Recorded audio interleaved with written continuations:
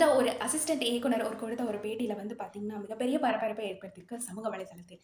அதாவது அவர்கிட்ட ஒரு ஹீரோ வந்து பார்த்தீங்கன்னா, ஆணோரிய வாங்கி வரச் சொன்னதாக முடியாது அப்படின்னு சொன்னனால, அந்த படத்துல இருந்தே அவர தூக்கிட்டதாகவும் அந்த தகவல் வந்து மிகப்பெரிய அதிர்ச்சி ஏற்படுத்தியிருக்குங்க. யார் அந்த நடிகர்ன்னு பார்த்தா, நடிகர் நகுல். பாய்ஸ் படத்தின் மூலம் அறிமுகமானாங்க. அதுக்கப்புறம் காதலில் விழுந்தேன் படத்தின் மூலம் ஹீரோவாக அறிமுகமானாங்க. ரீசென்ட்டா ஒரு துணை இயக்குனர் ஒரு பேட்டி கொடுத்திருந்தாருங்க. அதுல நகுல் குறித்த ஒரு சர்ச்சையான கருத்த வந்து அவர் சொல்லியிருக்காரு. அதாவது அவர்கிட்ட 3 ஆணுரைகள வாங்கிட்டு வாங்க அப்படின்னு சொன்னதாகவும், தனக்கு வேலை இருப்பதால இப்போ முடியாது அப்படின்னு அவர் சொல்லியிருக்காரு. உடனே நகுல் ரொம்ப பிரஷர் பண்ணதாக நான் அத மறுத்ததாகவும், என்ன அந்த படத்துல இருந்தே நகுல் தூக்கிட்டாரு அப்படின்னு சொல்லி குறிப்பிட்டிருக்காருங்க.